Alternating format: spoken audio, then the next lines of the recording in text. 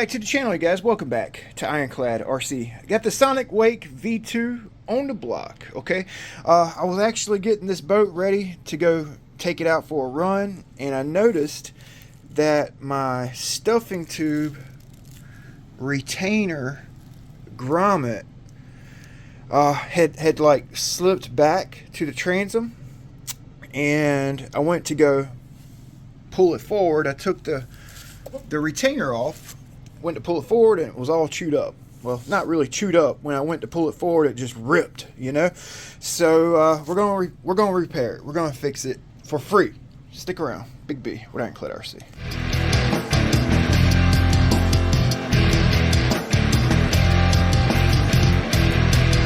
Like I said, we're going to repair this thing for free. So what you're going to need to do is basically remove 2 screws, pull your strut off. Okay, so 4 screws total. You got to take your stuffing tube retainer off. Okay, take this off, pull your strut, and that will allow you to pull your stuffing tube out. Basically pulls out the grommet. Be careful not to mess up your through hole grommet here. Okay, so this happened to my previous V2. Okay, it's common. I've had a lot of guys ask me on my old V2, that black boat, what was that you had on your stuffing tube? Because I had like a red tube on there, or a white tube, I can't remember. And basically all I used was this silicone cooling line, basically slid over the stuffing tube. The hard part's going to be getting it on. It's going to be hard, you know. And actually there's different sizes. Like these are classified as like a 9/32, I think, from Offshore Electrics. This is a 8 millimeter outside diameter. But if you'll look, and this is a Offshore Electrics, this is OXIDEAN, and this is a Dubro. If you'll look, all 3 cooling lines have different inside diameters, or actually different thicknesses. Okay, they're all different thicknesses. So I'm actually choosing the one with the thinnest wall, which looks like this guy right here. All right, I actually also have some smaller stuff, which when it's stretched out, the wall would be even thinner, but I don't think we'll be able to get this on. So we're going to try to use this. I think this is the one oh, that one's even thinner. Yeah, this is the one I used on my black and red boat. That actually looks even thinner. It can't be too thick, you know. So we're going to try to stretch one of the 2 of these on. I'm going to try that blue one because it basically matched my boat. But make sure you're doing the right freaking side here. Alright, and I'm going to try to kind of stretch it out a little bit before I try to put it on there. Kind of loosen it up a little bit. Ooh, maybe we can do it like this.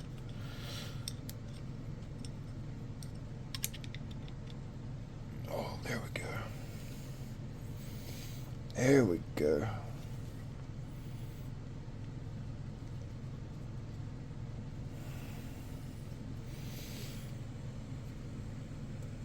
No, don't you do it.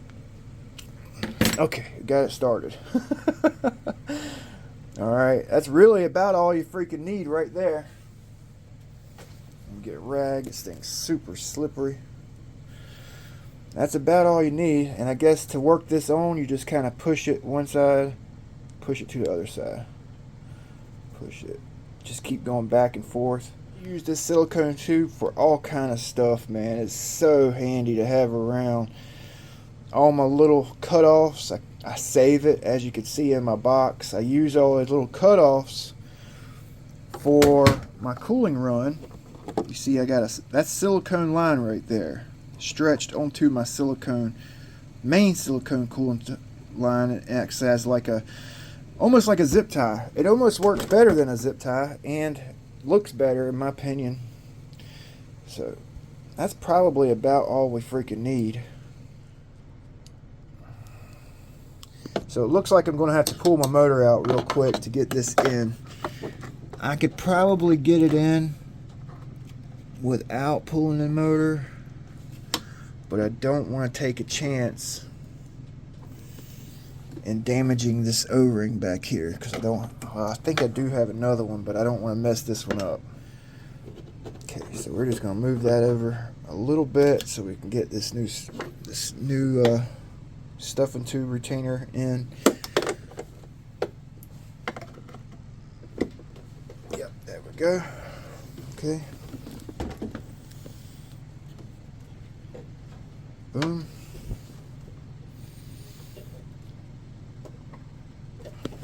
Alright, looks good. Drop the motor back in. Alright, so I have you guys zoomed in, because when you push your cable through, you want it to go straight into the coupler.